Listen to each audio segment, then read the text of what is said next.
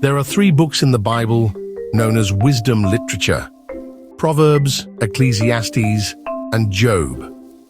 Each of these books offers a different, important perspective on how to live wisely in God's world. Proverbs starts us off with a simple, clear message: God is wise and just. The book teaches that God has built the world on a moral framework where justice prevails, the righteous are rewarded, and the wicked are punished. In other words, Proverbs presents a world where you reap what you sow. If you live well, life will go well. But then comes Ecclesiastes, which challenges that neat picture. The author, often called the teacher, notices something troubling. People don't always get what they deserve. Sometimes good people suffer and bad people succeed. Life feels random, unpredictable, like trying to grasp smoke. So, Ecclesiastes raises a tough question. If the world isn't always fair, is God really wise and just? And that deep question is the central focus of the final wisdom book, Job. Now let's dive into the story of Job. The book opens with a surprising scene set in the heavenly realm, a kind of divine courtroom or control center.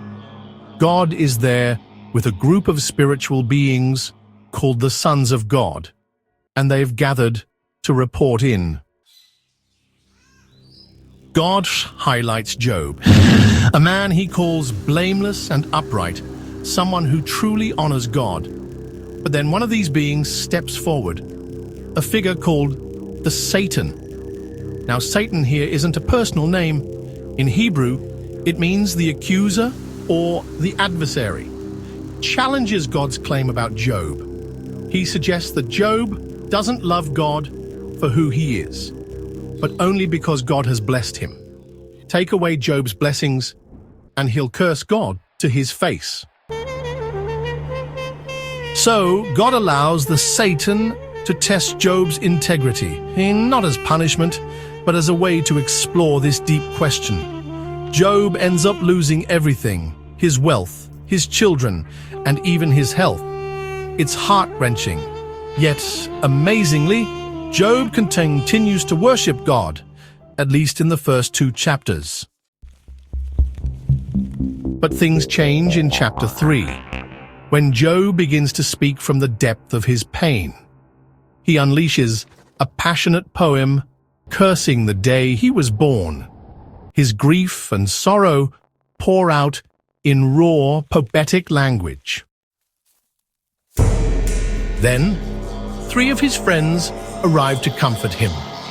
But their idea of comfort is deeply flawed. They assume that Job must have sinned, because surely a just God wouldn't let an innocent man suffer. They tell Job, if you're suffering, you must have done something to deserve it. And so begins a long and intense back-and-forth debate, 34 chapters of rich Hebrew poetry. Job's friends take turns accusing him and listing possible sins he might have committed. But Job maintains his innocence. He's emotionally torn. Sometimes he expresses deep faith in God's justice. At other times, he lashes out, questioning God's fairness, even accusing him of being careless and unjust. Finally, Job demands that God show up and explain himself. And God does, in the form of a powerful storm. But God doesn't give Job a straightforward answer. He never mentions the conversation with the Satan, and he doesn't explain why Job suffered. Instead, God takes Job on a cosmic tour, showing him the vastness and complexity of creation. He asks Job if he could possibly understand how the universe is managed, even for a day. God points to the intricate beauty and order of the natural world. things humans encounter daily, but honestly, barely understand. Then God introduces two majestic and wild creatures, Behemoth and Leviathan. They are fierce and dangerous, but God calls them part of his good creation. They are not evil. They simply reflect the wildness and mystery of the world God made. So this strange conclusion is actually the key point. Job had a limited perspective. He really thought God was unjust, but he just couldn't see the full picture. God's wisdom, it governs a world that's far more complex than Job could ever grasp. In the end, Job doesn't get all the answers, but he gains something deeper, humility and peace. He repents, not because he sinned, but because he realizes he spoke about things far beyond his understanding. He chooses to trust God's wisdom, even when he doesn't understand God's ways. And then, surprisingly, God restores everything Job lost, giving him even more than he had before. But this isn't a reward for passing a test. Remember, Job's suffering wasn't a punishment, and so his restoration isn't a reward. It's simply a gift from God, given freely and graciously. By the end, Job has become a different kind of person. Someone who can trust God through both blessing and suffering. He has learned to live with reverence, awe, and trust in God's mysterious wisdom. And that's the story of Job, the final part of the Bible's wisdom trilogy.